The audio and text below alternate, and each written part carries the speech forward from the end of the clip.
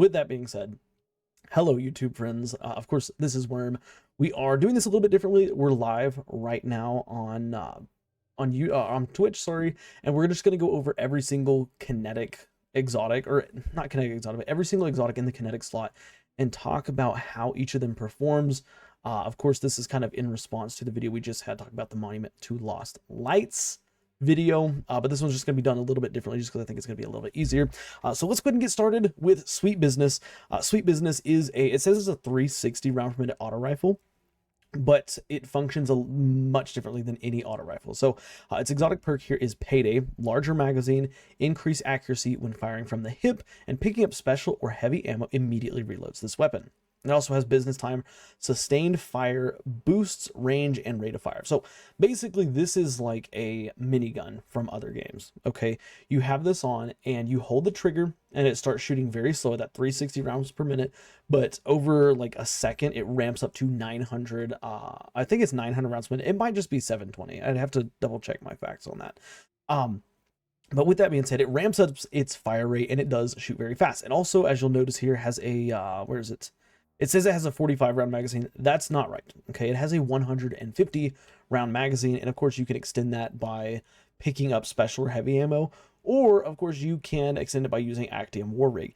Now, Sweet Business is a specialty auto rifle, as I like to call it. Like, it is fun. It's a ton of fun to use. But in terms of viability, I don't see it being a crazy viable weapon in most levels of content. Again, because it's firing at such a high fire rate, its impact is pretty low. It does have higher damage output than other weapons, than other auto rifles, that are in the same similar archetype, which is that high fire rate. But at the same time, like Sweet Business, it's nothing special. Like, it's not something I would ever recommend buying and using in in-game activities. Also, the catalyst does just give it less flinch whenever you're shooting the weapon. So that's Sweet Business. I would probably put this, like, on a realistic PvE factor, I'd say this is probably about a 2 out of 5. Let's move on to Sturm here. We already know Sturm. Sturm easily going to get a 1 out of 5. We talked about this in our Monument to Lost Lights video. Its perk here, Accomplice, kills with this weapon. Fill the magazine of the equipped energy weapon from reserves. You get a kill with this weapon, it's going to fill your energy weapon. So your shotgun, your sniper, your submachine gun, any weapon you have in the energy slot, it's going to fill the magazine. And then his other perk here is Storm and Stress. Kills with Drang, which is a legendary sidearm. Reload this weapon and overflow a bonus damage round into the magazine. Again, the only thing this weapon really has going for it in Destiny 2 is PvP related stuff, because its catalyst does give it some chunky stats, brings its range up, and its handling to crazy numbers, like ridiculously high numbers for a 120 round per minute hand cannon. But outside of that, it doesn't have anything going for it. I really wouldn't recommend buying this weapon until, like, you literally have nothing else to buy, until they change this perk so it does something just a little bit more.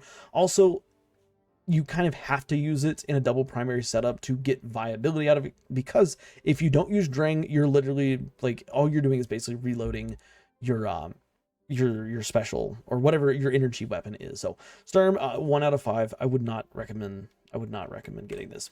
Let's move on. Vigilance Wing. This weapon fires a 5-round burst. When a nearby ally is killed, gain health regeneration and increase movement speed. It also has a perk Last Stand, improve weapon performance, and greatly increase recovery when its wielder is the last living member of a fire team. So this is a Trials of Osiris themed weapon. Obviously it has that Egyptian look, which is what Trials goes for. But as you see here, it's really built around playing as a team. When a nearby ally is killed, you get these benefits. And then when you're the last living member of your fire team, you get these benefits. So the nice thing about this perk right here, Last Stand, will proc if you do any kind of solo content. Okay, and of course solo content is loading into an activity without any teammates. So this is not loading into a strike where you have 2 blueberries. Like, it won't activate this. Like, you have to be the only person in your fire team. So Lost Sectors, for example, this will work. Unfortunately, in PvE activities, weapon performance and handling, which is basically handling and increased recovery, isn't all that great. Like, the increased recovery is nice, but really, like, the weapon performance, it's not dealing more damage, it just has higher handling, you know, so you aim down sights faster.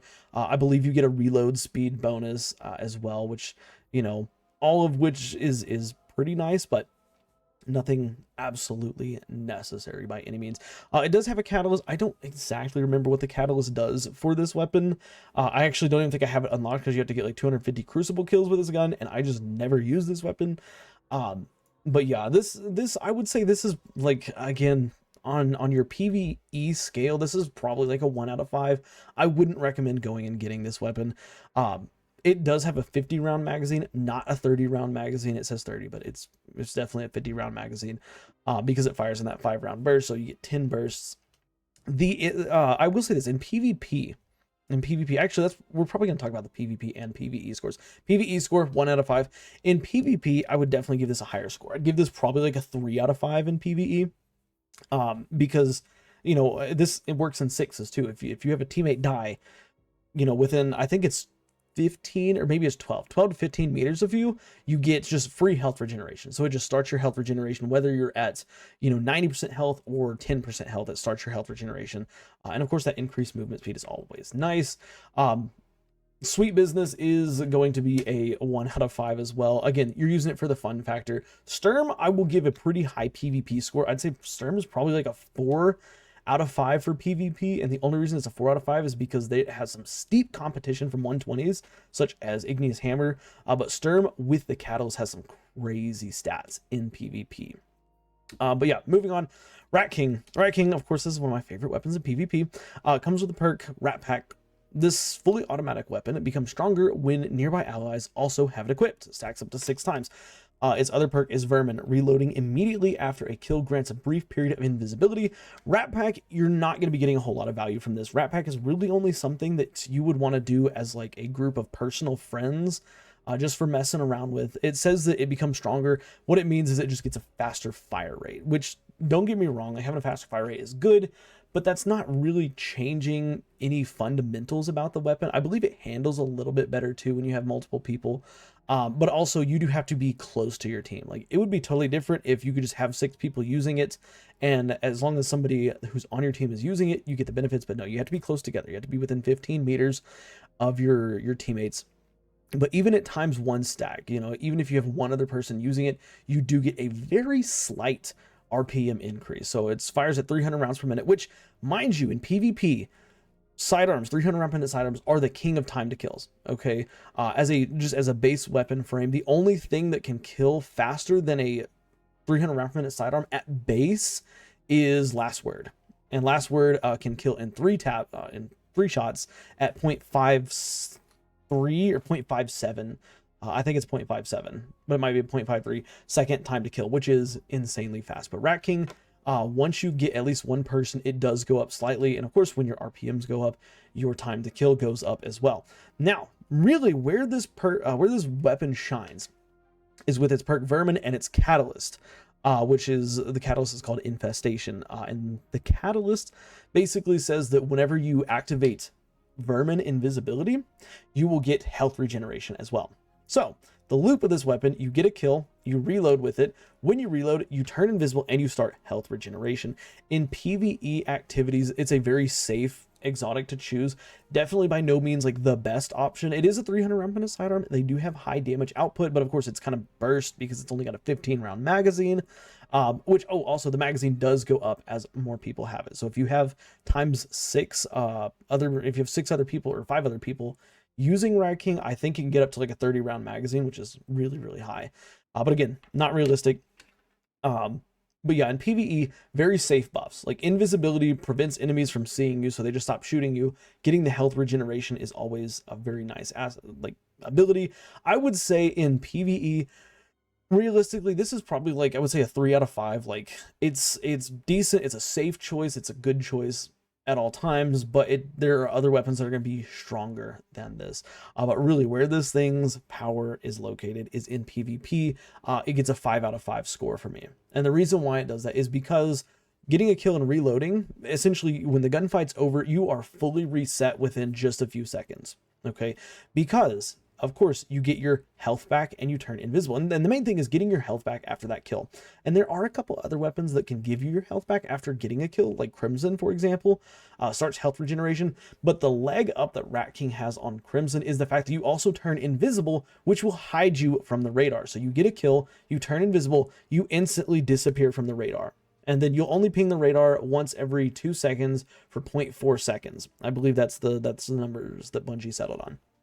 So you can reset yourself after every single gunfight, and you now have a leg up on your competition. So you get a kill, you know, on a Guardian, you reload, you're now invisible, you're back to full health. Anybody who's close by and comes to attack you, they're going to expect you to be at low health because the teammate you're just fighting, or the enemy you're just fighting, got you pubed, but that's not the case. But B, and it happens all the time, they think that you're dead. They think that their teammate also killed you because you turn invisible and you're hidden from the radar. Now, of course, if people are paying attention and they see you turn invisible, they're, you know, it's not going to be as easy to fool them.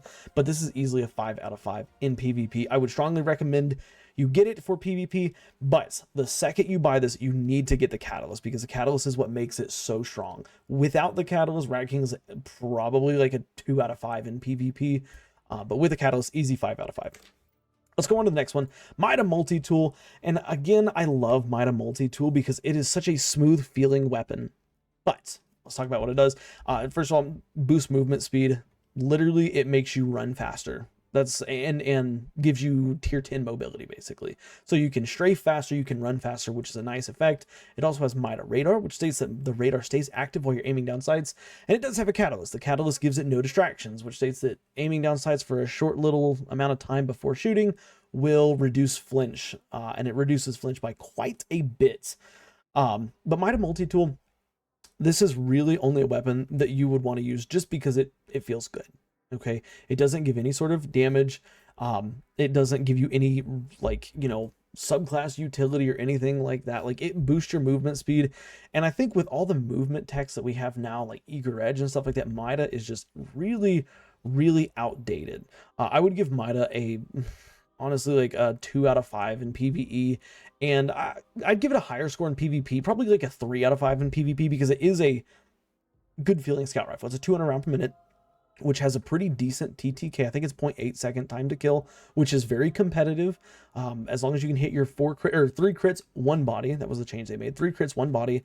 So it has that ease of use. It has that really good feeling to it. The one issue I would say with MIDA in PvP specifically is if you're not used to using it, the movement speed boost that you get, like, you know, when you aim down sights and start strafing and stuff, is a lot more than what other weapons have. Like, other weapons, you know, you might aim down sights with a hand cannon, you strafe back and forth, and it's kind of slow. With MIDA, you're hauling butt while you're aiming down sights, so that can kind of throw your aim off. But yeah, that's MIDA Multi-Tool. Let's move on to the next one. We've got Crimson.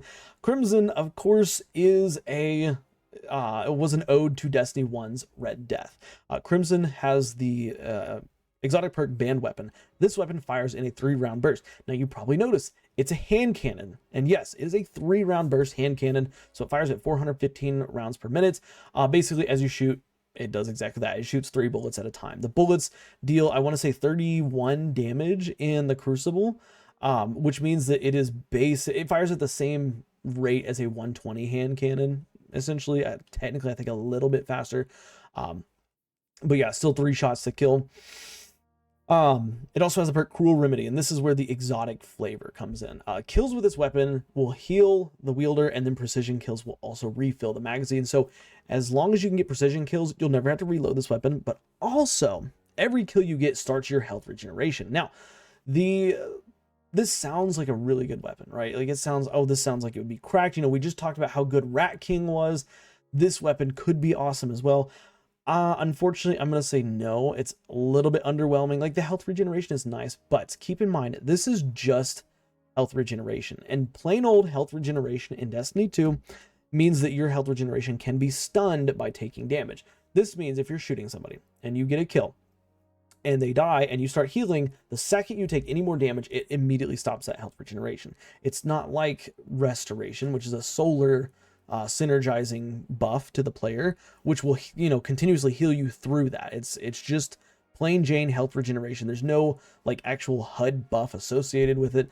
So I think that this weapon is it's a little bit out of date. and it could use a little bit of help. In PvE activities, based on everything else that we have access to, I give this probably just a 1 out of 5. It's not that good inside PvE. In terms of PvP, I will rate this a little bit higher. I would say probably 3, maybe 4 out of 5. And the reason why 3 or 4 out of 5 is because it is a very smooth hand cannon. It hits shots very easily. It does technically deal more damage than a standard 120 hand cannon because it's dealing 31 per shot. That means you're getting 93 total damage so long as you hit 3 crits, which is more than a normal 120 hand cannon would hit for. Also, in Crucible, if you are playing carefully, and you're not engaging people, you know, like 3 or 4 people at a time, again, having the ability to reset yourself in the Crucible is very nice. Also, I've just heard that Crucible has really smooth feel to it. Also, the Catalyst grants it some pretty big stat bonuses. I know it grants it, I think it can get up to like 92 range or something like that, which is really high. I think it also boosts stability. Maybe it's just range. I could be mistaken.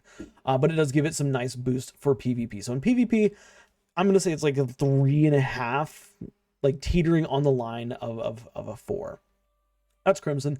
Let's move on to the next weapon. We have Jade Rabbit, and Jade Rabbit is an unfortunate weapon that is just lost with time. Has the exotic perk Fate of All Fools. Chain precision shots to gain bonus damage on your next body shot and return ammo to the magazine. So basically you hit precision shots. This weapon rewards you for hitting precision shots because as you hit precision shots, you're building this hidden stack. And then if you accidentally miss a precision shot and hit a body shot, it's going to make up for that because now you have a damage boost that body shot. What does this mean? Oh, it also has Zen Moment on it. What does this mean? Well, this means that Jade Rabbit is pretty much exclusively a PvP weapon, okay? PvE, most people aren't using 150 scouts. If you are going to use a 150 scout, you have tremendously better options, including tremendously better legendary options. But also in PvE, you're really punished for missing precision shots. Like, even though this makes up for it, like it's never encouraged to miss precision shots. This is more of like a, I guess, like a forgiveness style weapon for, I would say, newer players. So using this in the Crucible is a better option. Now, I will say this, in the Crucible, I would probably give this like a 4 out of 5, like 4 scout rifles. Again, if you're on a scout rifle map, if you're on an indoor map, it's not gonna be good. But if you're on a map that caters to scout rifles, Jade Rabbit is probably one of the, if not the best scout rifle you could put on for the Crucible. It has incredible range. Of course, it's a 150 scout with 85 range. It has incredible range. It's got great stickiness. Its catalyst gives it like plus 20 stability as well. And of course, it has Zen Moment. So in Crucible, this thing can absolutely smack players around. PvE, it's an easy 1 out of 5. If I could give it less than a 1, I probably would give it less than a 1 in PvE.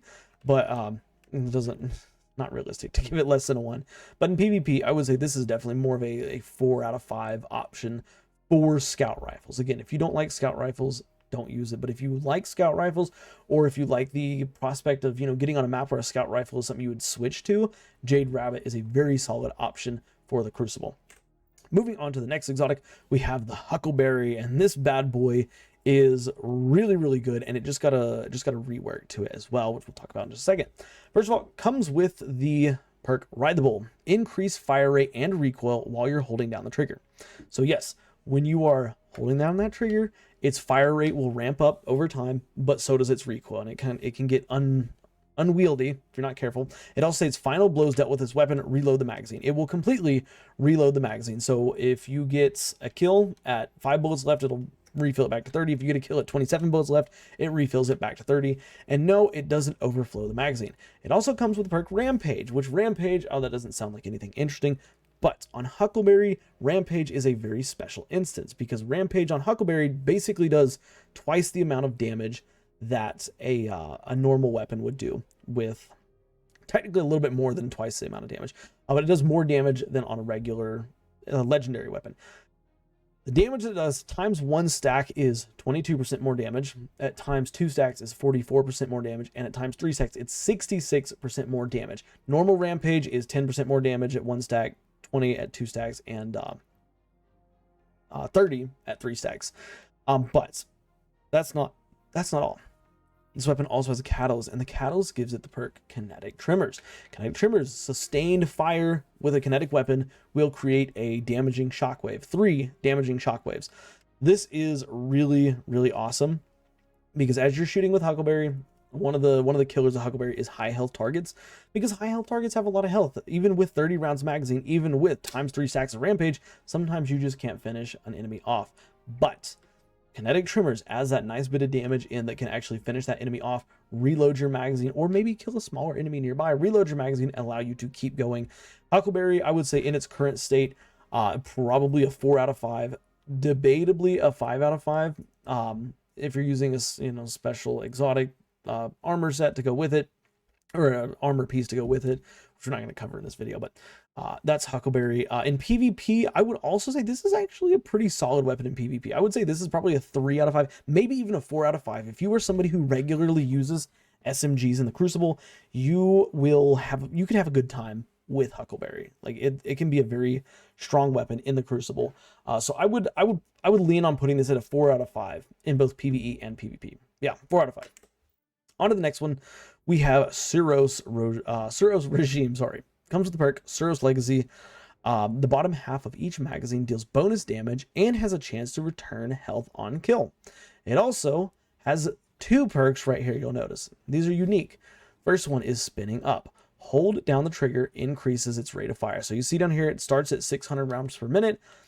As you're holding down the trigger, it will ramp up to a 720 round per minute auto rifle, which is a really nice feature to have on the weapon. It gives you basically a faster time to kill, because before you get a kill, your fire rate is starting to increase. So this weapon has a faster time to kill than other 600 round per minute auto rifles in the Crucible, of course. It also has the perk Dual Speed Receiver. When aiming down sights, weapon fire rate slows while weapon damage increases. What this means is that when you're aiming down sights, the rounds per minute drops to a 360 round per minute, but of course it deals more damage. And it also does have a little bit more range associated with it as well, but we're not gonna worry about the range right now. This is a very unique weapon because you can interchange between these. If you're in a setting where you're running at in a close range environment, you put on spinning up. It just makes sense. You have on spinning up, that's going to do the work for you. But then you get into a situation where you got a little bit more range, a little bit more room to play with. You can switch to Dual Speed Receiver. Now, of course, the exotic perk here, bottom half of the magazine. So from round, 17, 18, from round 18 and below, you're dealing increased damage. And if you get a kill with a weapon, and I don't think it has to be with the bottom half of the magazine, I think it's just getting a kill with a weapon, period, you will have a chance to start health regeneration when you get that kill. Now, it does have a catalyst. The catalyst just increases the chance at triggering that health regeneration, which is a nice aspect, but not necessary for the weapon. This weapon in PvP, I would say this is probably just a 2 out of 5. It's a 600 auto rifle, which that means it's already got really steep competition. We've got things like the Summoner in that category. We got things like the new Dungeon auto rifle. I don't remember the name of it, but the Vesper's Host auto rifle is also a 600 round per minute auto rifle. It has some steep competition, and those weapons are really strong in their stats. Now, Suros Regime does have some pretty strong stats as well. I'm not going to lie about that. But again, strong stats can come on multiple different weapon types, and you want to reserve your exotic spot for something really special, really unique. Suros just is not quite that thing. In PvP, I would say it's a 2 out of 5 in both PvE and PvP. It's just nothing all that special. If you're gonna use this weapon, just use a different auto rifle. Yes, the chance to return health is pretty nice, but also you have a lot of ways to heal yourself, and it's inconsistent. Sometimes you'll get the health regeneration, sometimes you won't. You could just put on Rat King and you're guaranteed to get that health regeneration, or Crimson, you're guaranteed to get that health regeneration. That's what makes Suros just not as good as other options. But of course, if you like auto rifles, get it and try it out. Moving on, we have Cerberus +1, and this is a very unique auto rifle as well, just like Sweet Business. Let me get a drink real quick.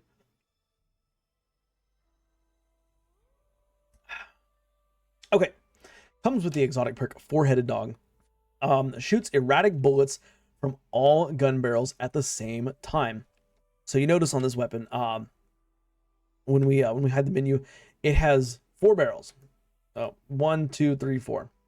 and it shoots bullets out of all those, which means that it's technically shooting like a shotgun, basically. It has the other perk, Spread Shot Package. Aiming with this weapon reduces the spread of the projectiles. And then, of course, because it has multiple different barrels, you have Rifled Barrel, you have Fluted Barrel, and you have Full Bore, which are all barrel magazines on this weapon. Now, it does have a catalyst as well. The catalyst here states that final blows with this weapon, after a final blow with this weapon, press and hold your reload button to return ammo to the magazine and swap to a tighter spread that deals increased damage.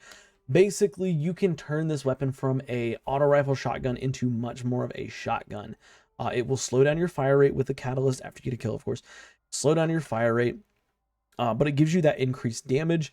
It can be a fun weapon. It can be a really good weapon to pair with stasis because it can break stasis crystals very, very quickly. Not as fast as it used to, because it would literally break them in like one shot. Like, it was crazy. But Bungie since nerfed that because Bungie doesn't like us having fun with stuff like that. So now it just, it's still a good weapon to pair with stasis to break those crystals fast. But yeah, in terms of PvE utility, it's hard to recommend this weapon because it's kind of boring, I guess, in its usage. Like, yes, it's got a very niche role. It's a very fun weapon to use, but it's not that good. Like, you could just put on any other auto rifle, stay at a distance, have some damage perks, it'll boost your damage, and you're going to be doing kind of a similar thing, not exactly the same, but kind of a similar thing as this weapon. Spread Shot Package and of course the catalyst here, they also, like, yes, it's nice, but at the same time it's like, you got to switch between them on the weapon and do all this stuff. Like, it's just not the most fun weapon in the game, or not. It's fun, it's not the best, most useful weapon in the game. In PvP and PvE activities, I'd give it, like, honestly, 1 out of 5. Don't get this for PvE. PvP, a little bit of a different story. PvP works differently than PvE with this weapon, because you'd think that, oh well, with this weapon, like, you'd be cracked out at certain ranges, stuff like that. This weapon has a very funny quirk with its range, where, let me make sure I get this right. If you are within X amount of meters, it does a X distance. If you're within like 12 meters, it deals less damage. Right? Is that it? Is it less damage? Yeah, I think it's less damage than if you were out past a certain range. But then once you hit like a certain range, like, if you're closer than 15 meters, it deals less damage. But if you're further than 20 meters, it also deals less damage. This weapon has a weird sweet spot, essentially. I think Bungie should personally remove that. Like, if players want to use this weapon, the closer you are, the better it should be. And that is the case. Like, the closer you are, the better it can be, and the better it can perform. But it's one of those weapons that's just really weird to use. So that's Cerberus +1. It also is a 360 round per minute auto rifle. Should probably point that out because that's not the best archetype. Moving on to the next weapon, we have Wish Ender. Wish Ender is obtained through the Shattered Throne dungeon, and Wish Ender is a really good bow. So, first of all, it comes with perk Queen's Wrath. While aiming down sights with a fully drawn bow, or with this weapon fully drawn, combatants behind walls are highlighted and arrows pierce shields, strong against barrier champions. So, this is the first weapon we've got to that has intrinsic anti-champion capabilities. This one, of course, is barrier champions. This thing is great at handling barrier champions. Like, the first part here where you can see enemies through walls, that's pretty niche. You don't really need that in PvE activities. It can be nice in maybe like high level content, like a Grandmaster or something like that, because you can see, enemies through a wall that you may not have known were there because your radar is hidden. But really, this thing is strong because of its ability to pierce barrier champions, and it can do this in one arrow. Not only that, though, we have a very unique nope, not this one. This one. We have a very unique trait here. It's called Broadhead. Piercing arrowhead that damages the target on entry and exit, and it can over-penetrate multiple targets. So this bow, you're shooting at a group of enemies, it will go through all of those enemies. Not only that, but it deals 2 damage instances. It will deal the first hit, and then it will deal the second hit. This means that it is almost effectively doing twice as much damage as any other bow in the game. Plus, notice down here, its draw time is 820. 820 is a very unique draw time that's specific to this bow only, which means that this bow is dealing substantially more damage than any other combat bow in the game. Not as much as Leviathan's Breath, but of course Leviathan's Breath is a special heavy ammo weapon. But this weapon is really good. Of course, it's also a bow, so you can use this at basically any range, and you're going to be good. This is a tremendous bow. PvE activities, I would rate this. This is a tough one to rate because in low level activities, it's not that good, but in high level activities, it is incredible. I'm going to give it a I'm gonna give it a 4 out of 5 because, like I said, in lower level activities like casual strikes, base level nightfalls, it's not as good as it is in grandmasters and super high level content. But in very high level content, this weapon is incredible. Now let's talk about PvP. PvP is a different story because, again, it has that really long draw time. Also, the way that Queen's Wrath, the exotic perk down here, works is you only get to see people through wall for like a second and a half or 2 seconds. So you can't just like go in there with Oathkeeper, which is a hunter exotic arm set that allows you to hold a perfect draw forever. You can't just go in there with that and just see people through walls forever. Like, you only get 2 seconds of it. It does deal huge damage for a bow. Unfortunately, I don't think there's any buffs that, or I mean, there's no easy to obtain buffs that allow you to one shot with this weapon. If you have like, you know, like a Well of Radiance, or no, not Well of Radiance. If you have, like Weapons of Light or something like that, then yeah, you can one shot with this bow. But like Radiance won't allow you to one shot with this bow. You know, Kinetic Surge mods won't allow you to one shot with the bow. Like, it's not that great in PvP. I'd say it's probably like a 2 out of 5. I would even put it 1 out of 5 in PvP. That long draw time is a killer for this weapon because that long draw time, I mean, most weapons are killing in 0.8 seconds or less. You know, even hand cannons, one of the most popular weapons of the game, are killing in 0.85 seconds, which is 850 milliseconds, which is how much the draw time is. So even with this bow, even if you have a charge shot, you get it off, you hit that shot before somebody with a hand cannon hits you, the likelihood you're going to be able to draw and get the next shot off in time is not that good. Let's move on to the next weapon. Malfeasance. Explosive Shadow. Shoot tainted slugs that burrow into combatants. Stacking enough slugs causes them all to explode, stunning surviving combatants. Strong against unstoppable champions. It also has a perk, Taken Predator, bonus damage against taken enemies and Gambit invaders. This weapon is a pretty cool gun because when you shoot, it shoots these projectiles that stick into enemies. And once you get 5 enemies stuck with one of these, all of them explode and deal a ton of damage. It's also strong against unstoppable champions, which is really nice. So it has that built-in anti-champion capability. I would say in 90%, and actually in 99% of PvE activities, this weapon is probably just like a 3 out of 5. Like, it's good, but it's not great by any means. But when you pair it with the Hunter Exotic Lucky Pants, this thing turns into an absolute monster in terms of damage. Like, it deals a ton of damage when you have Lucky Pants equipped.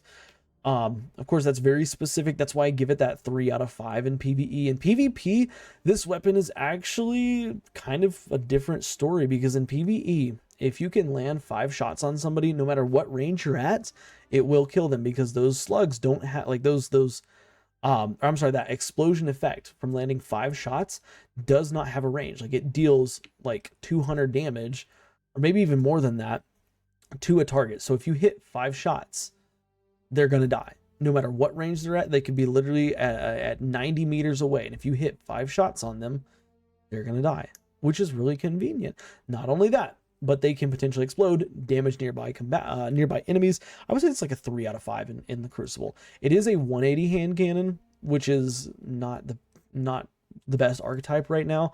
But again, it makes up for the fact that it's a 180 by the fact that it has a lot of forgiveness.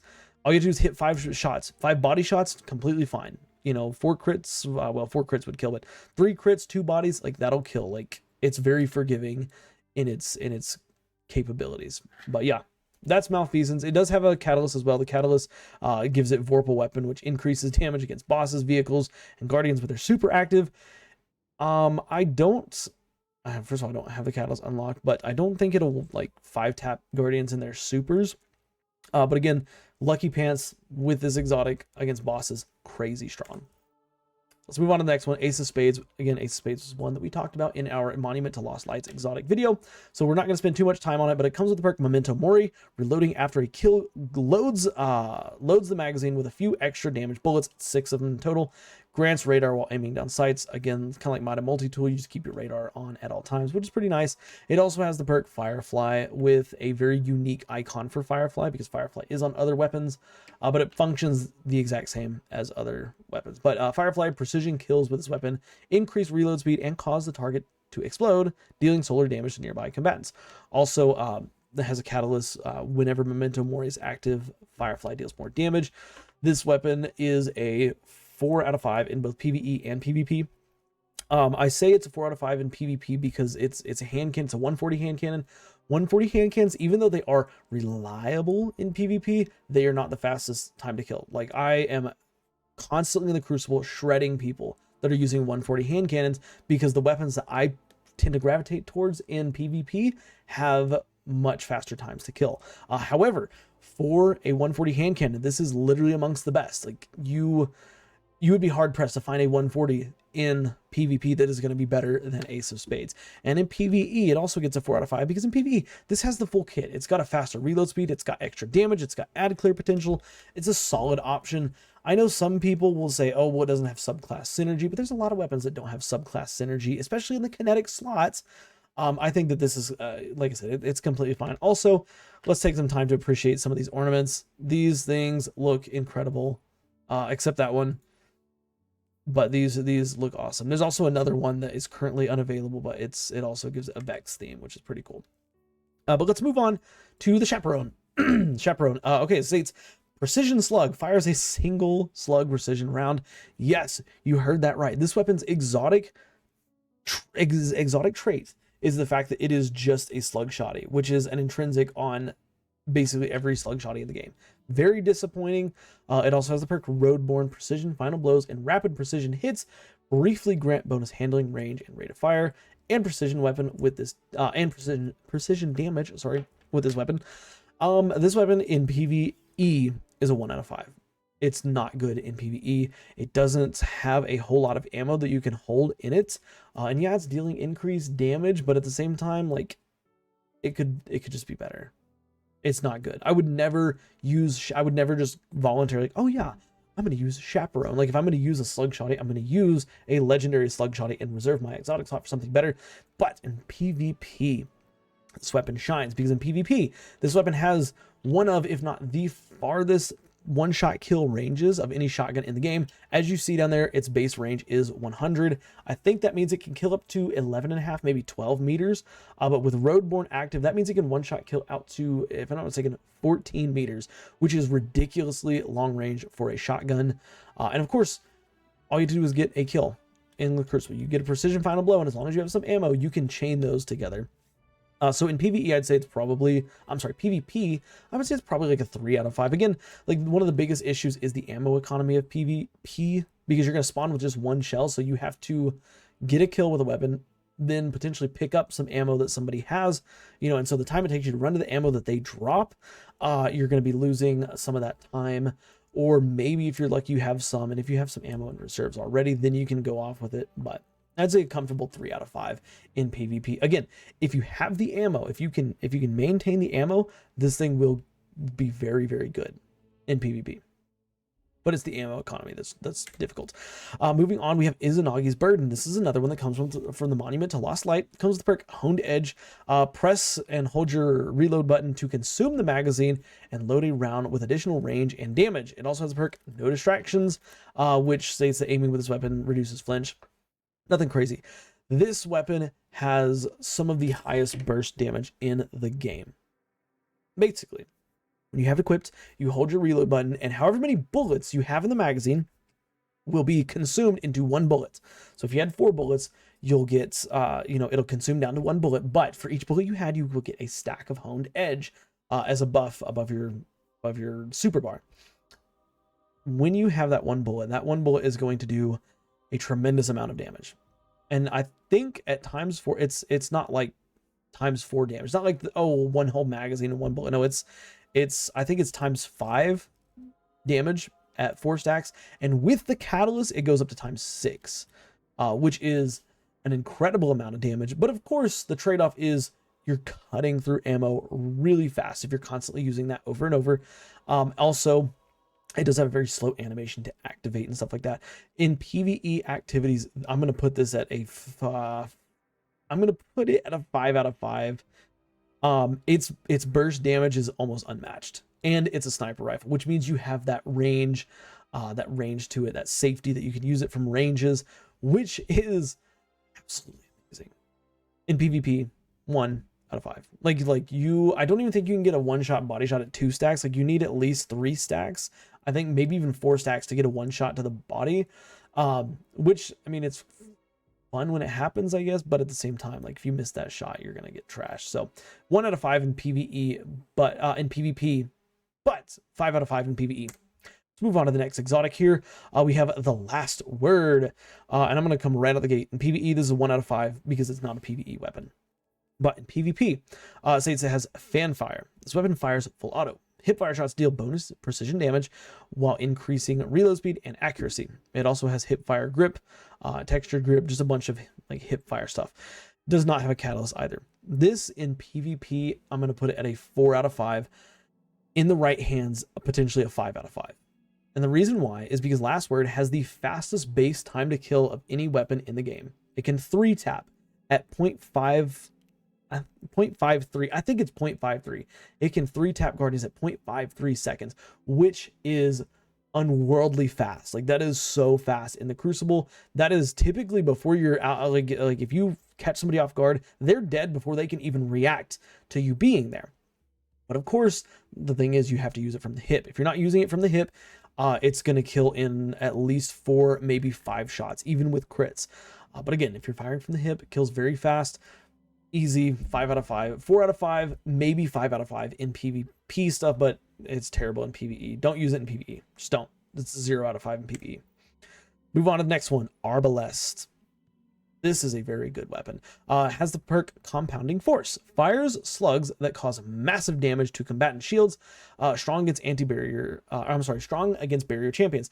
So something to note. It also has a perk Disruption Break. We'll talk about that in just a second. Something to note about Arbalest. It will break any shield in 1 shot. Okay, barrier, void, solar, strands.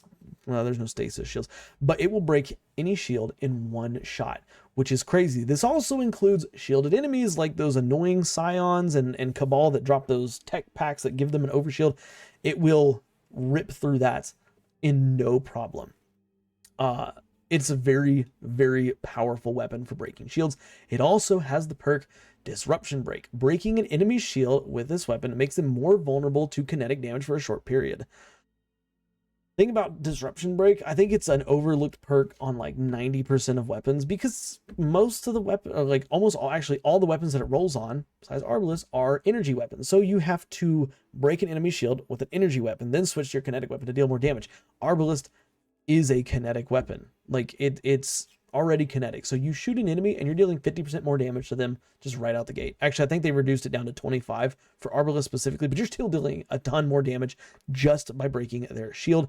It also has the perk Genesis, which again is it just builds into this weapon perfectly. Genesis states that breaking a combatant shield with this weapon fills its magazines from reserves. And of course, energy weapons regenerate ammo on hit while matching damage type to the combatant shields. Don't have to worry about the energy weapon part because it's not an energy. Yeah, it is this is a cherry on top for this weapon. Very good. Again, just like Wishender, very good in high level content, especially if you're dealing with barriers. I think this weapon lost a lot of its umph whenever they took out a modifier called Match Game. Match Game, which Match Game, just for a little history lesson, was a modifier in Destiny 2 that made it so that you basically had to use the right element to break enemy shields. If you were using for example, an arc weapon against a solar shield, it just would take a decade to break it. Arbalest would break those in 1 shot though.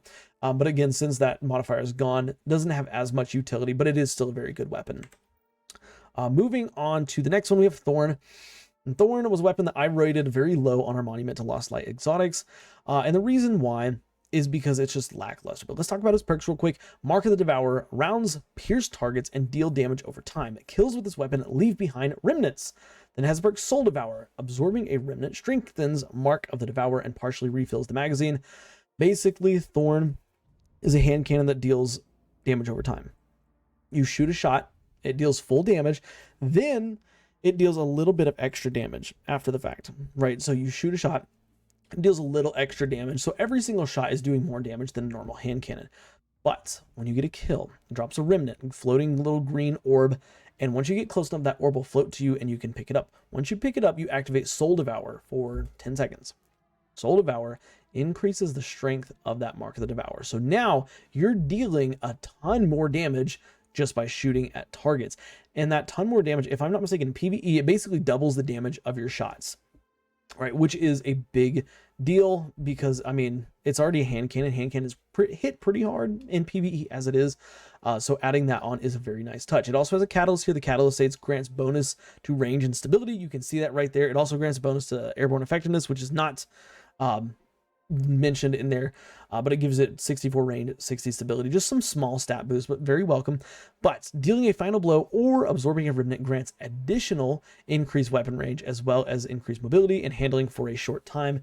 These are great. Thorn in PvP is a very strong weapon. Thorn in PvP, I would say, is probably a 4 out of 5. PvE, not so much. I mean, yeah, like it's dealing double damage as a hand cannon, but that doesn't push me to want to use Thorn. Like, oh wow, it's dealing double. It's going from, 10,000 a shot to now 20,000 a shot, which is great, but like I could use better options.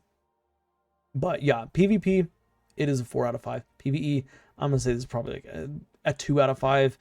If you pair it with Necrotic Grip, which is an exotic warlock gauntlet, you can maybe make it like a 3 or 4 out of 5. But again, that requires a very specific build. Moving on to the next one, we have Outbreak Perfected, which is an amazing weapon. First of all, the aesthetic of this thing is just absolutely tremendous. Can we just appreciate that for a moment?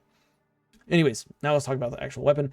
Has the perk, The Corruption Spreads. This weapon creates Siva nanite swarms on rapid hits and precision kills.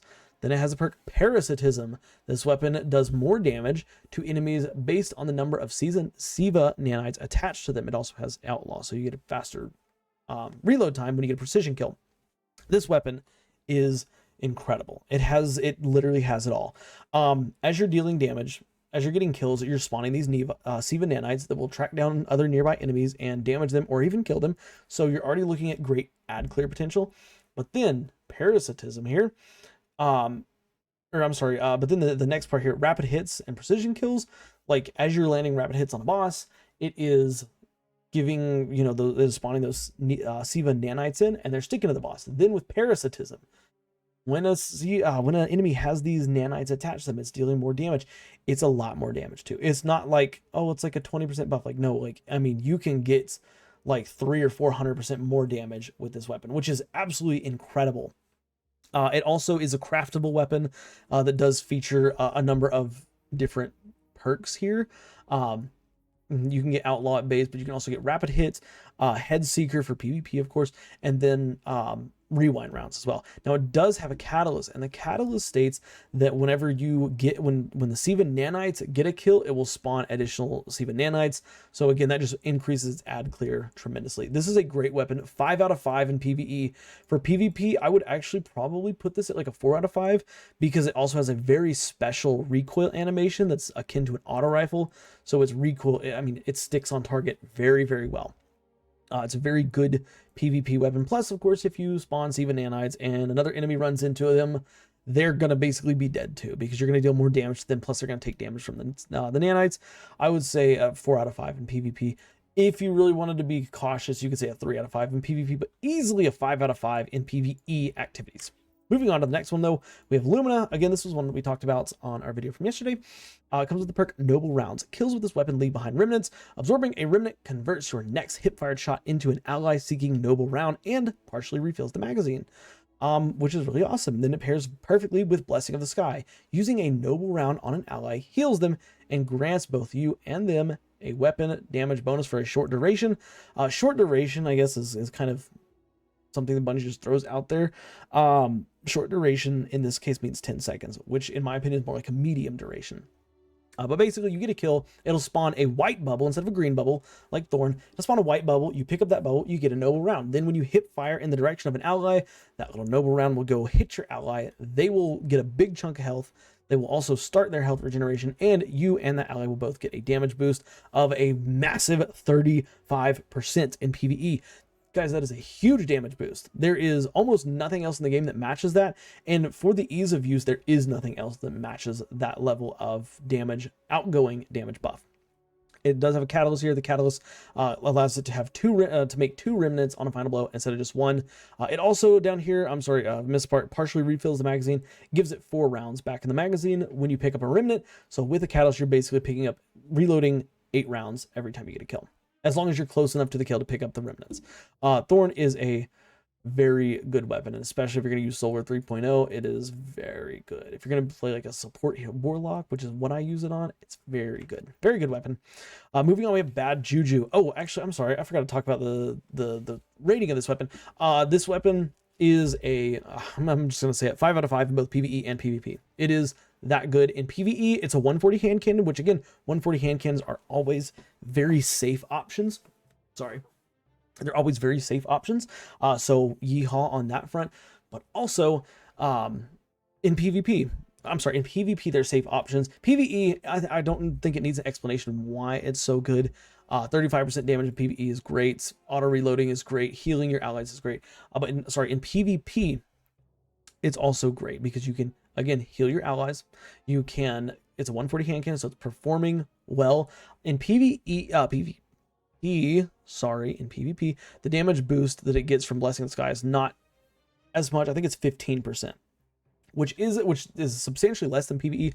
But again, 15% for just doing like what you do just for healing an ally and having it for 10 seconds, that's going to allow you to have forgiveness. Instead of taking 3 crits, you can now 2 crit 1 body, or in some instances 1 crit 2 body various guardians. Plus, if you're using it with solar, you can I believe you can stack it with radiance. I think this is one weapon, or Blessing of the Sky is one buff that is not subject to the buffs versus debuffs like ratio. Like you can only have 1 buff, 1 debuff at a time. I believe that Blessing of the Sky will allow you, is the only thing in the game that can allow you to have 2 buffs and 1 debuff for outgoing damage at a time.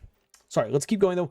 Bad Juju, again, this is one we covered in our video from the other day. Bad Juju, also Bad Juju has some really cool ornaments. Unfortunately, for some reason, it doesn't have the fire on a couple of these, which is kind of lame, but sorry. Let's talk about Bad Juju. It's got the perk String of Curses. Kills refill the magazine, increase damage for a short duration, and grant super energy based on the strength of String of Curses. It also fires in full auto. And it does have a hip fire grip, which is not that good. But String of Curses. This weapon is cracked out of its mind as of the most recent buff that it got. First of all, String of Curses is, if I'm not mistaken, I think it is the highest damage boost that you can get on a weapon in the game. Well, no, I don't think it's the highest. The highest weapon damage buff you can get in the game, because at each stacks 5 times, you get 20% more damage.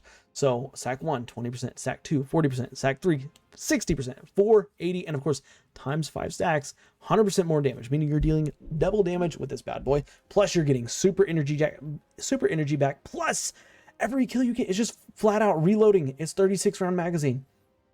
It's great. This weapon in PvE activities is now a 5 out of 5. PvP, I would say it's probably, also something hidden, it's not mentioned in here. It will cause targets to explode every now and then, just like a green explosion. Very cool.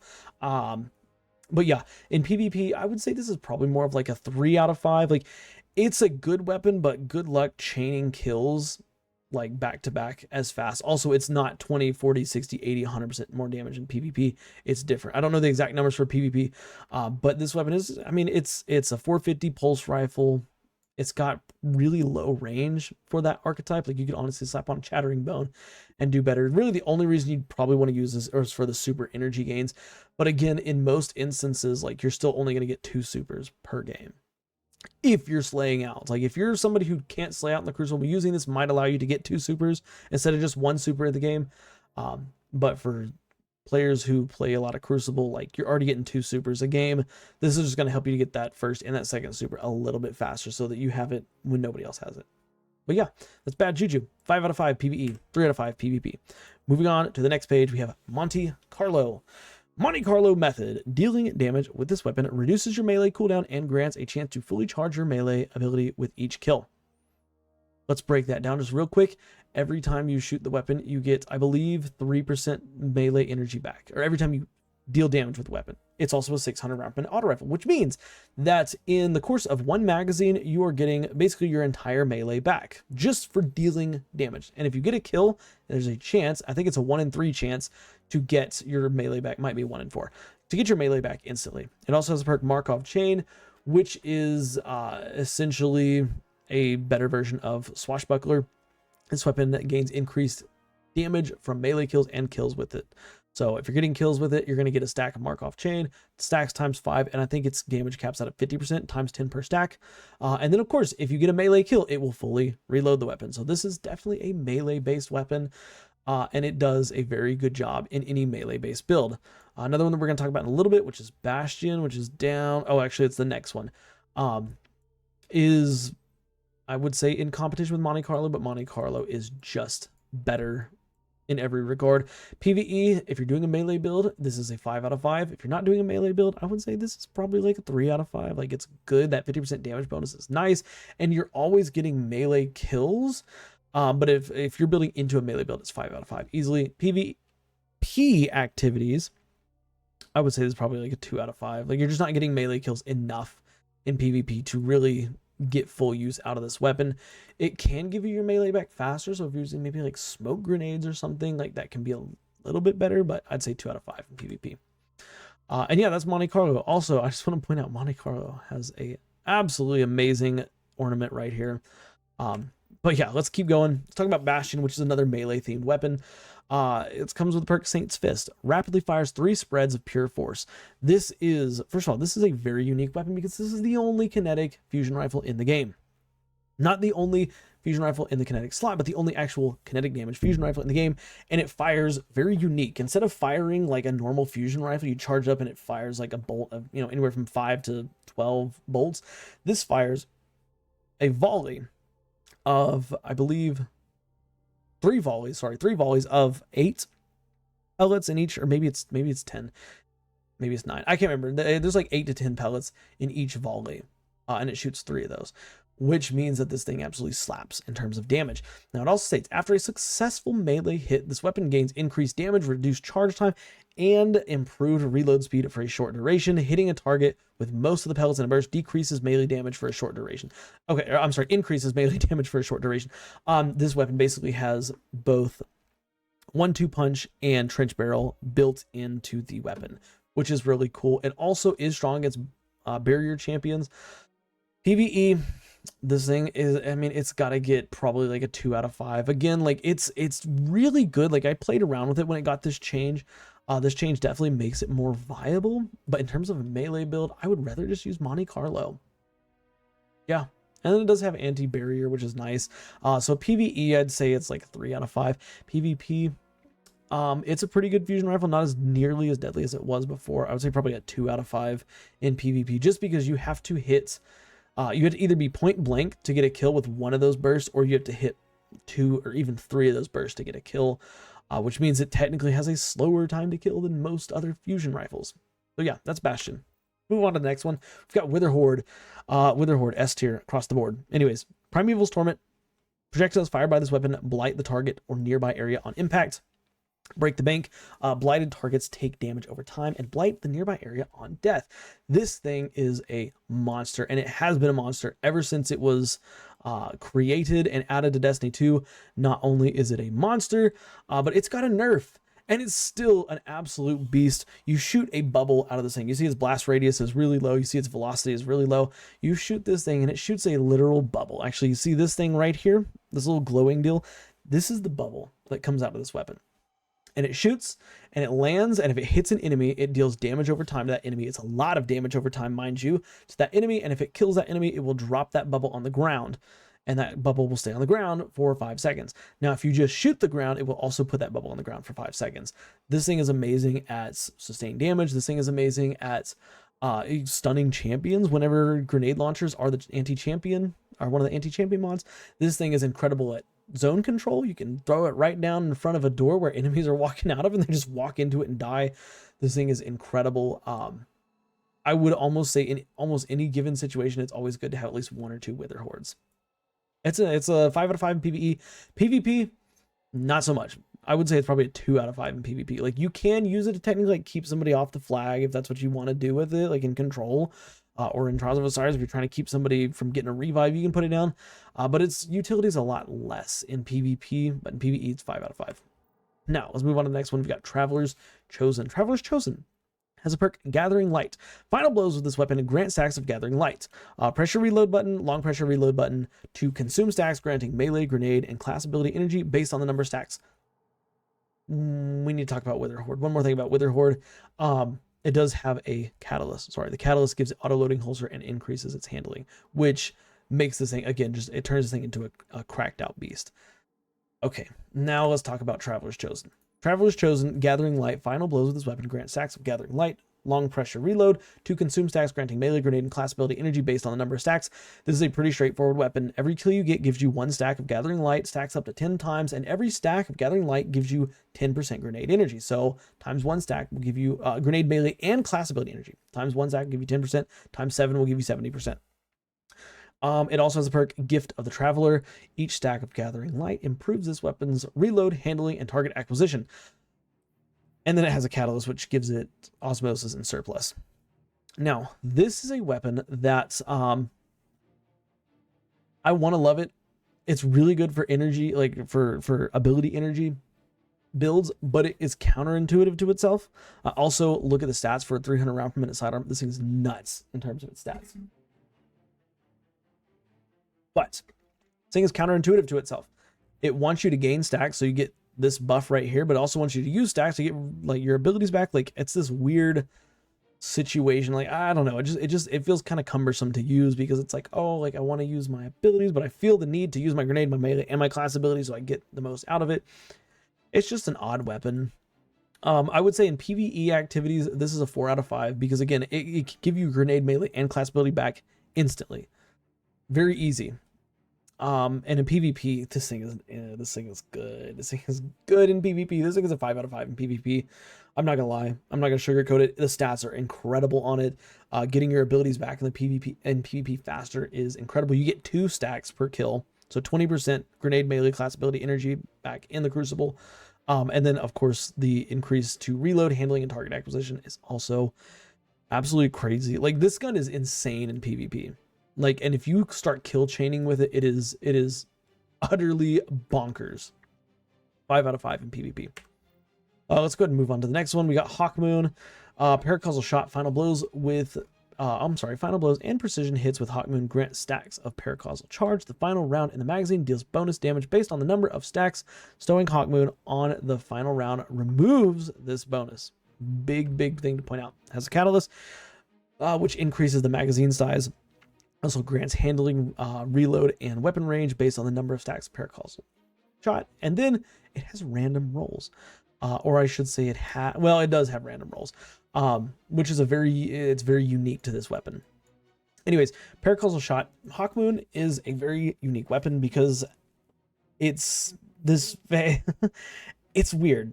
You shoot shots, you deal damage, you deal precision damage, you get final blows. You get this massive shot. Like, if you can get 8 stacks, which you can get a maximum of up to 8 stacks of paracausal shot, you deal like a smacking load of damage just in 1 bullet.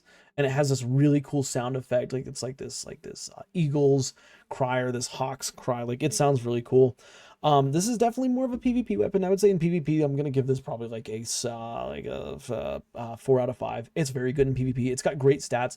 It can get random rolls, so you can get something like Snapshot if that's what you like, which I have a Snapshot roll that I love. I love Snapshot. I think it's a great perk, but you could get something that maybe if you want an Eye of the Storm, maybe if you want a moving target, like, you can get these rolls on this weapon. You can buy them from Xur. I hope they make it craftable at some point. I'm sure they probably will. But yeah, I mean, it's a straightforward weapon. PvP, 4 out of 5. PvE, It's hard to say this is like a great weapon in PvE because like building up those stacks, like it punishes you for missing your precision shot. So if you shoot out of your 9-round magazine, which actually the catalyst gives you a 9-round magazine, as you can see down there right now, if you shoot 8 of your rounds and you hit only 4 precision shots, like that last super shot is not going to deal all that much damage. I don't know, it's just like a 2 out of 5 in PvE. Like it has its instances of usage, but it's just not that great. Let's move on to the next weapon, which is No Time to Explain. Comes with the perk Rewind again. Precision shots and shots against combatants slowed or frozen by stasis will return shots to the magazine. This means that you can effectively shoot this weapon potentially forever. It also has the perk Time Slip at 10 stacks of Rewind again. Sorry, I lost my train of thought for a second. At times 10 stacks of Rewind again, a small portal will open, shooting bullets from an alternate timeline version of this weapon. Precision hits extend the portal's duration. Basically, as you're shooting shots, you get stacks. Once you hit times 10 stacks, you get a little buddy that spawns up here to your left or to your right or something like that, and will shoot at enemies for you. And if you can just deal precision damage, it'll extend the duration of that little buddy. It also has Feeding Frenzy, so you can just get kills and it'll reload faster, which is nice. And it does have a catalyst. The catalyst just states that projectiles from the time portal shoot more frequently, so it just increases the little buddy up there's fire rate, which is really nice. Also, does this thing have ornaments? It does have ornaments. It has some pretty sick looking ornaments too. Where was that? No Time to Explain them. In PvP, this thing is really good. Like this thing is not as good as it used to be because it did catch a nerf, but it is still very good. 340 pulse rifles, which this is, are typically regarded to be a very good archetype in PvP. It also has some crazy stats. And of course, if you get Time Slip going, you're just basically reducing your time to kill because you have a little buddy shooting your enemies with you, which is fantastic. In PvE activities, I would say this is probably like a 3 out of 5. Like, yeah, it's nice to have that little dude shooting there. It increases your damage, but it's not doing like anything crazy for you. It's not healing you or anything like that. So 3 out of 5 in PvE, 4, maybe even 5 out of 5 in PvP. Let's go on to the next one. We've got Dead Man's Tail, which is a really, really fun gun that has some really awesome ornaments. We're just gonna, oh, wait, hold on. I'm sorry. You can't see the ornament. You can't see all the ornaments right now. Anyways, Dead Man's Tail has the perk Cranial Spike. Chaining precision hits, grants bonus target acquisition and range. It also is a craftable weapon, so this perk right here is subject to change. A couple of the perks I know off the top of my head you can get Rapid Hit, you can get Moving Target, I believe, you can get 4 times a charm, you can get Vorpal Weapon.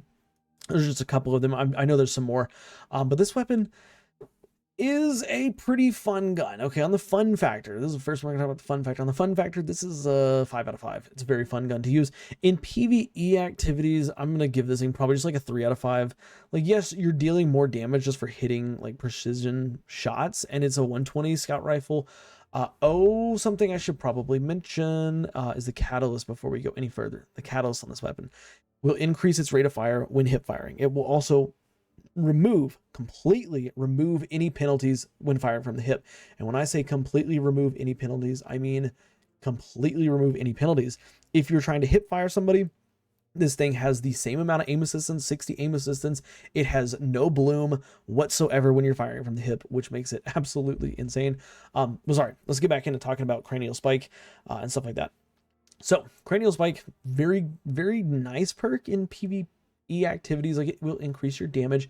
Unfortunately, it's kind of has I believe a 5-second duration, and it no longer increases your reload speed when you get stacks.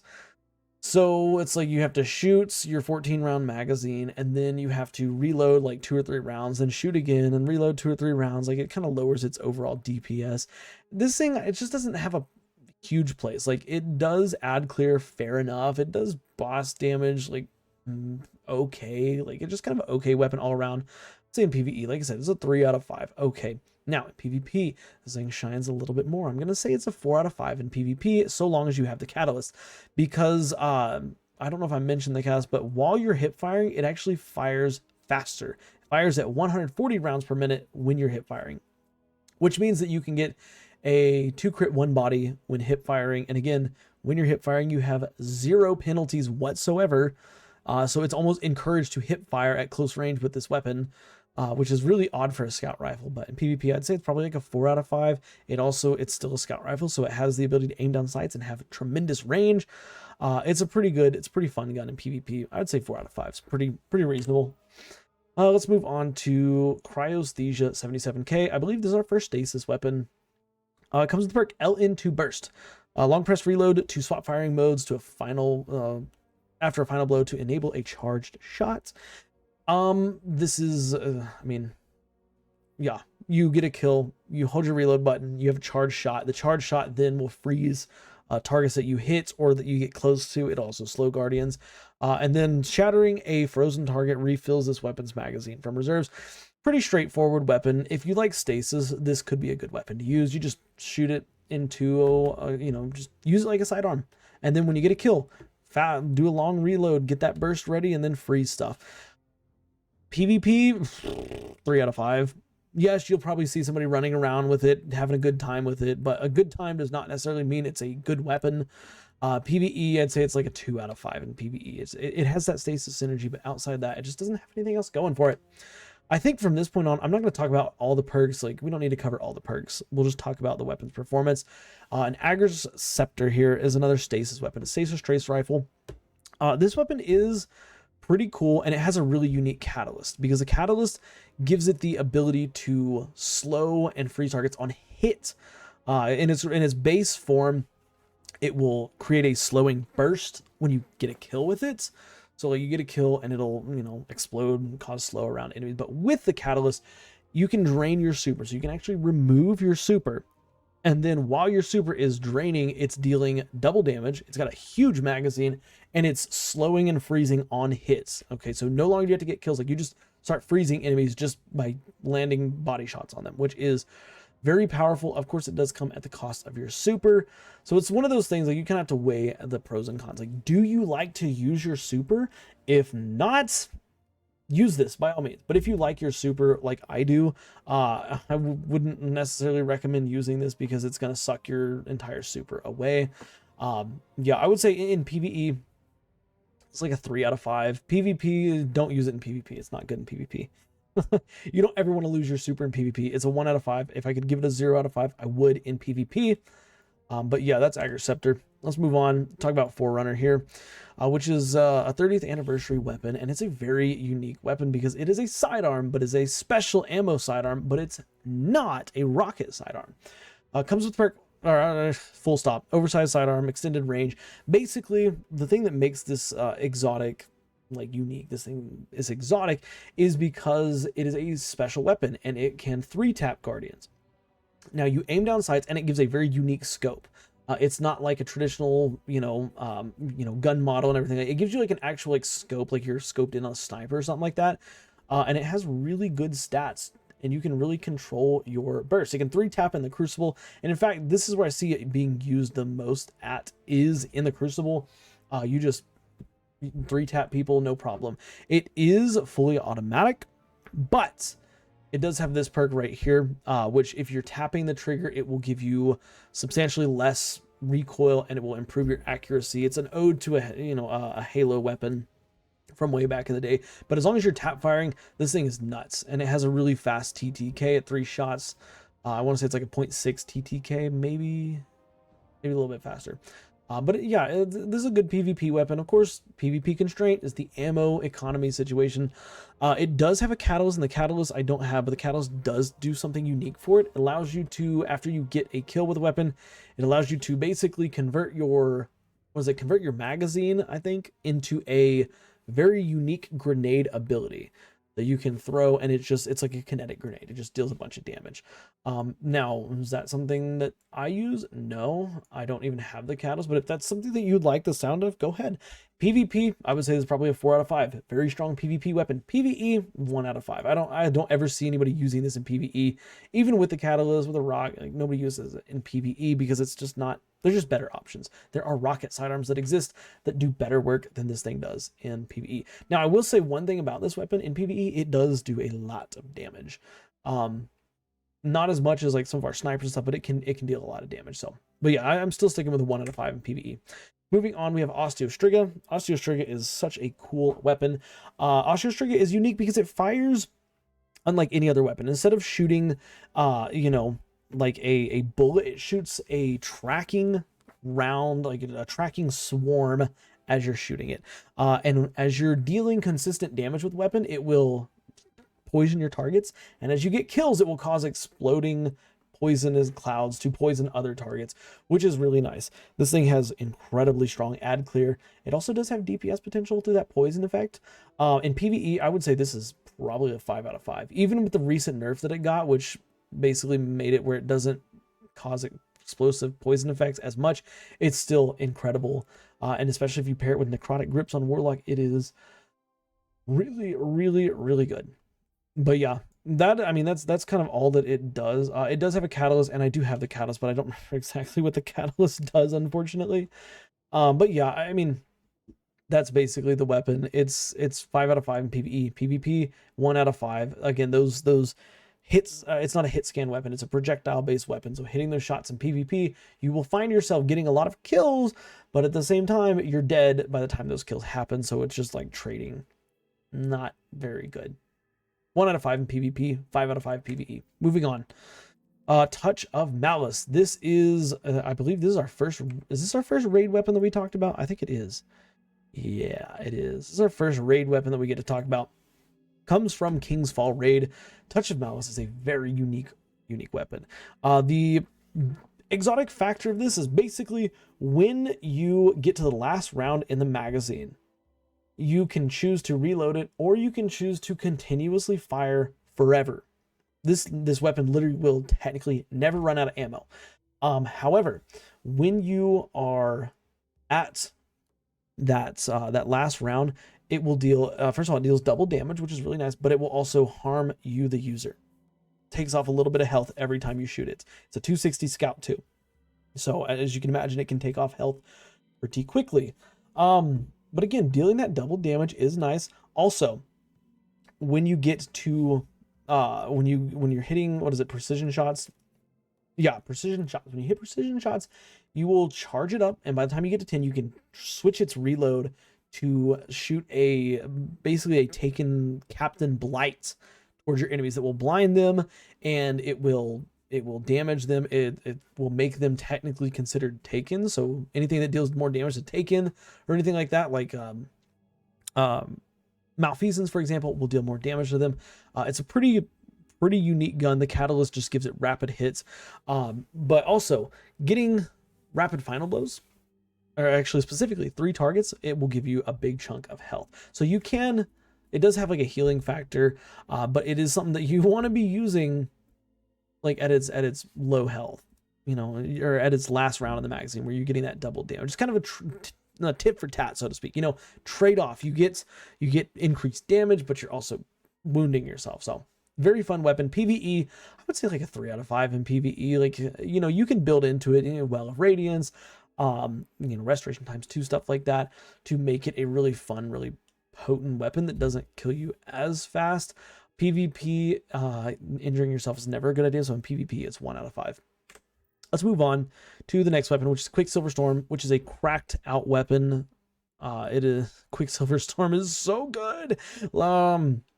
As you're shooting it, it will shoot little micro rockets out, which just increases its damage even more. So at base, it's a 720 auto rifle that just deals flat out more damage because you're shooting micro rockets. As long as you're hitting your shots, it's going to shoot out micro rockets that are going to deal a substantial amount more damage. It also has 100 stability too. Just want to point that out. But then it also has the ability to have a grenade launcher mode, which means that you can load grenade launchers so you can handle high health targets, stuff like that. PvE, 5 out of 5. Easy. Even with the recent nerf where it takes longer to get those rockets off and get those grenade launchers loaded, it is a 5 out of 5 in PvE. And in PvP, I'm even going to say it's a good weapon in PvP too. I would say it's probably like a 3 out of 5 in PvP.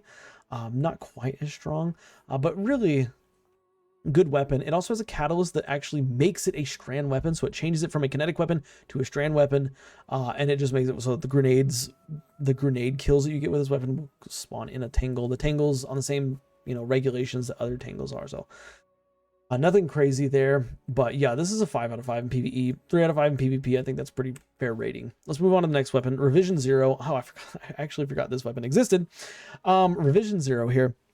is a pulse rifle, but it's a very unique pulse rifle because you can actually change between two different burst modes. You have the light burst, which fires 4 bullets, and you have heavy burst, which fires 2 bullets at a time, which increases its damage, but of course lowers its round per minute and stuff like that. But the exotic perk here, basically, as you hit precision shots, you get stacks of Hunter's Trace, which will allow you to basically change this weapon to a sniper rifle. You know, so you get 12, I think it's 12 precision hits, and you get like 3 or 4 rounds of sniper ammo, something like that, which will one shot in PvP, which is really awesome because you can technically have a sniper that doesn't use special ammo, which is pretty cool. It also is strong against barrier champions. It's a crafted weapon as well, so you got a couple options in this column here. It says moving target, but you have more than just moving target. I would say this weapon's honestly, it's like a 3 out of 5 in PvE. Like, yeah, like it's cool, but it doesn't do anything that's really crazy. Like, I could just put on a pulse rifle that has, you know, I could put on Chattering Bone, for example. It has rapid hit and kinetic trimmers, and then just have a sniper on that does better boss DPS damage and do better with it. But I mean, this weapon's here. I would say PvE,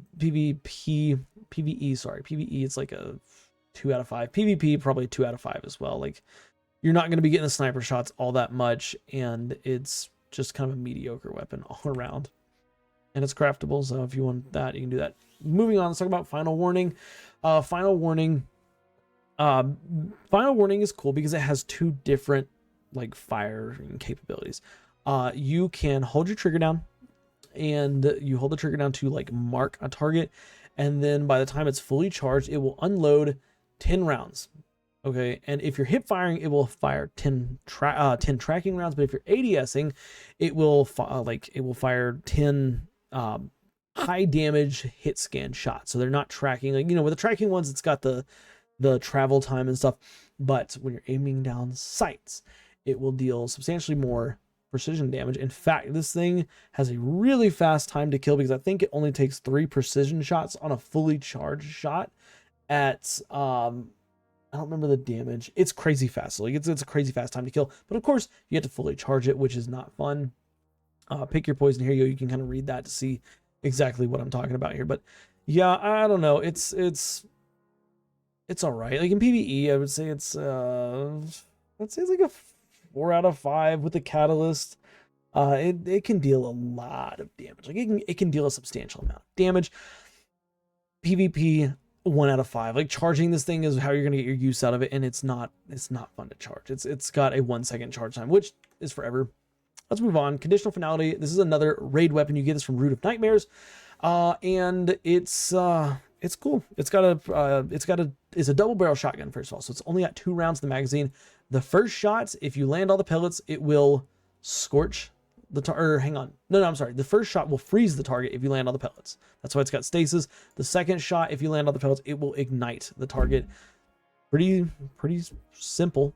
This is a unique weapon because it's the only weapon in the game that has 2 different damage types. First bullet is stasis, second bullet is solar, which does make it a really, really special weapon. Not in the sense it is an actual special weapon. It's a very unique weapon. In PvE activities, I would say this is pretty high. This is a 4 out of 5. Like, the ability to stagger unstoppable champions, but plus, like, just nuking any high health target is always very, very nice. In terms of PvP, this is probably, it's a 4 out of 5. I'm debating putting it at a 5 out of 5. This thing is very good in PvP. Very good weapon in PvP. Because of its ability to freeze and cause ignitions, but also it has crazy good handling, and it is a slow firing shotgun. It's technically an aggressive frame shotgun with super high handling. So very good weapon in PvP. I'm gonna backtrack on that. I'm gonna say it's a 5 out of 5 in PvP. Moving on, though, we got Verglas Curve.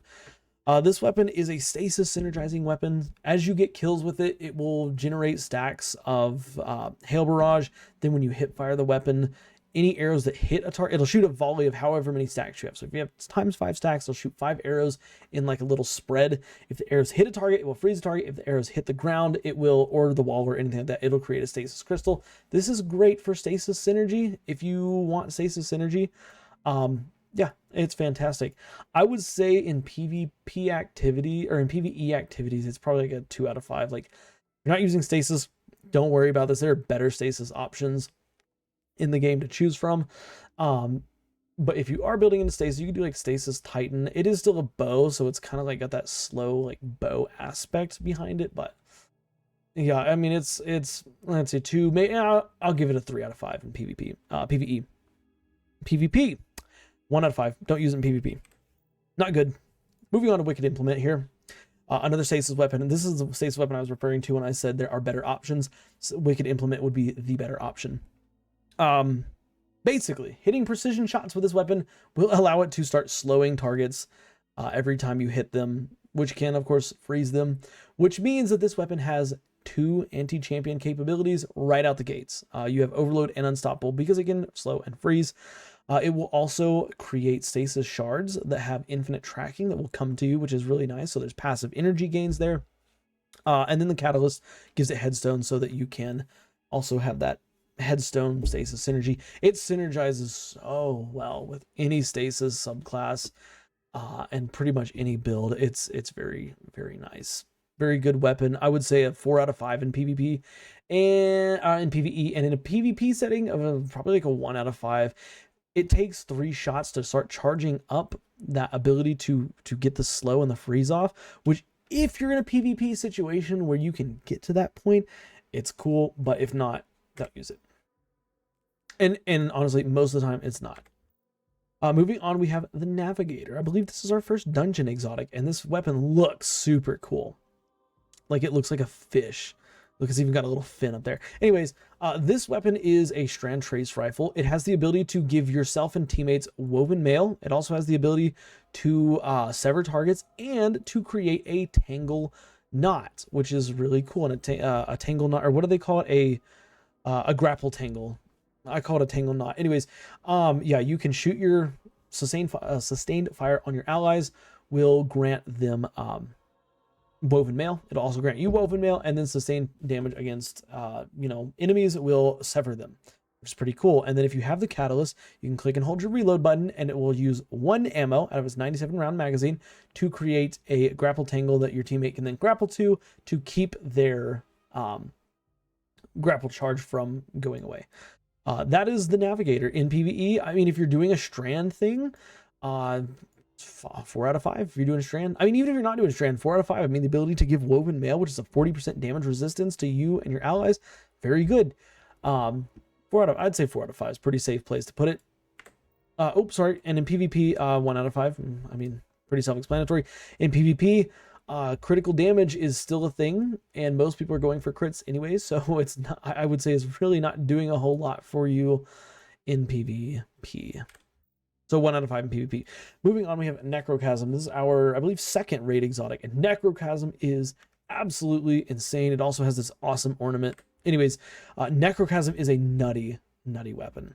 Okay, so its exotic perk here allows it to, when you get precision kills, it will trigger a cursed thrall explosion. So anytime you get a precision kill, the target explodes like it was a cursed thrall, which is really, really fun. But also, unlike a cursed thrall, it will have a poison effect that applies to other targets. And any other targets that are killed by that poison damage effect will also explode like cursed thralls. So you can shoot this into a group of enemies. You get one cursed thrall explosion, blows up, then all of a sudden it starts chaining explosions. It's a lot of fun. And then if you get a kill with a cursed thrall explosion, it'll refill the magazine, which is pretty awesome.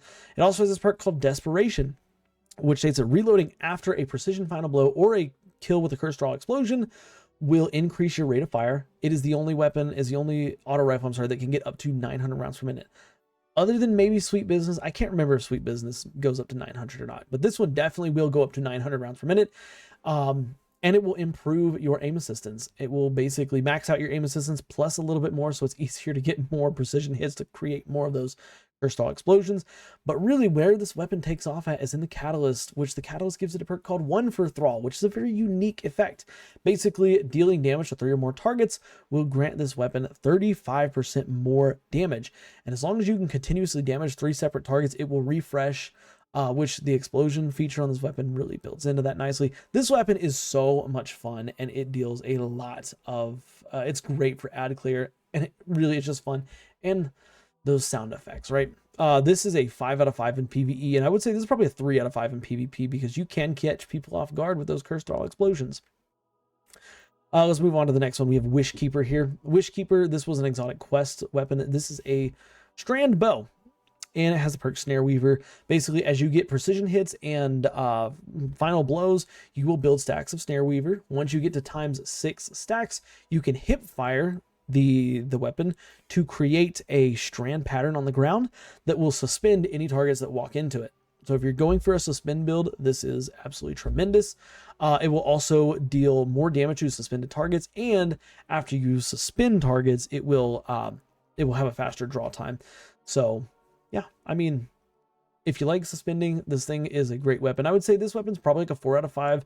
I wouldn't quite say it's a 5 out of 5 because it does have that like charge up period where you have to get 6 kills or 6 precision hits, but the ability to just keep champions or any enemies just completely suspended is pretty good. PvP, 1 out of 5. You're probably never going to get the arrows. Like, I think it takes 2 kills or 3 precision hits to get the arrows, to get the suspending arrow thing, and then people can literally see those arrows from a mile away and just shoot them and make your trap go away. So 1 out of 5 in PvP.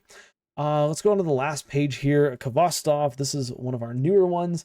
And Kvostov is a very good weapon. I'm going to come right out and say this is a 5 out of 5 in PvE, and this is a 4 out of 5 in PvP. Basically, every 7th bullet that comes out of this weapon, and it is on a on a rotation. So the 43rd bullet, like the first bullet that you shoot will ricochet, and then the 36th or 35th, something like that, 35th bullet you shoot will ricochet. Anyways, you know which bullets are going to ricochet. It's always the same number in the magazine, but every 7th bullet will ricochet to nearby targets. Then, if you pick up an Orb of Power, it increases the ricochet damage and power. With just the base weapon, it ricochets 1 time, but with this weapon, when you pick up Orbs of Power, it will ricochet 7 times and deal substantially more damage. It also has the perk Shoot to Loot, so you can shoot Orbs of Power to pick them up. This thing is great. Okay, this thing just, it deals a lot of damage, and is very easy to keep these stacks up on Eyes Up Guardian. So it's got great ad clear potential. It's got great high damage target potential. This is all around a good weapon. Like I said, 5 out of 5 in PvE. And in PvP, the stats, look at the stats on this thing. 600 round auto rifle with crazy good stats. Lots of 7s. Just want to point that out as well. It's a good weapon. Good, solid all-arounder. Let's go on to the next one. Euphony. Now, Euphony is one weapon that I do not have, unfortunately. But let's go ahead and talk about what I know about the weapon. Basically, as you deal sustained damage to a target, it will spawn threadlings at the target's location. Oh, also, this is a 3-round burst special ammo fusion rifle. Should point that out. It's also strand damage. But yeah, as you're dealing sustained damage to enemies, it will create threadlings at their location. Then threadling damage will actually increase this weapon's damage. It's weird because it stacks up to times 25 stacks, and at 25 stacks you're dealing 50% more damage. This thing, if you're doing a threadling build, by all means go for it. I mean, yeah, if you're a warlock going for a swarmers build or something like that, go for it. I would say, again, I don't have this weapon, so I can't give a true good estimate number, but I would say this sounds like it's about probably like a 3 out of 5 in PvE activities. I have never seen it used in PvP, so I'm going to say it's a 1 out of 5 in PvP. And yeah, also, I bought this ornament because I love the crab theme going on with it. But anyways, okay, enough of that. Let's talk about the last one, which is Alethanim, and that is this season's grenade launcher. This thing is a 5 out of 5 in PvE. This is a 1 out of 5 in PvP. Let's be honest. 5 out of 5 in PvP because you have the ability to make special and heavy ammo, which is crazy good. It also is a grenade launcher, and it's his primary ammo. So you have a grenade launcher with infinite ammo, which is fantastic. And it will, as you get kills right here, it'll say right here, as you get kills, it'll create these vestiges, and that allows you to create special ammo and primary and heavy ammo for your team. Good all-around weapon. I think the utility comes because of the fact that it is a primary ammo grenade launcher, so you can do infinite rocket jumping. It also has strong ad clear potential, because if you got a group of ads, you just shoot one rocket into them and they will die. Also, it has good boss damage too. It's got a little Witherhoard effect. Anything with a yellow health bar, instead of exploding on contact, it will embed the spike, this little blue spike, into that enemy, and they will take damage over time. So again, 5 out of 5 in PvE activities, but a 1 out of 5 in PvP. And with that being said, that wraps up all of our exotics in the kinetic slot here. There were a lot of them to talk about, and I'm sure I probably missed some features about these weapons, but hopefully, if you're watching this on YouTube, hopefully it gives you some insight as to, what each of these weapons does. And I hope I kind of talked about how to get each weapon, like Touch Malice. I talked about the weapons that have dungeons or raids associated with them and stuff like that. But yeah, with that being said, YouTube, thank you for coming and watching. I hope y'all have a good day. And yeah, watch the videos you see on the end screen, because for whatever reason YouTube thinks you'll like them. See you in the next one. Bye for now, guys.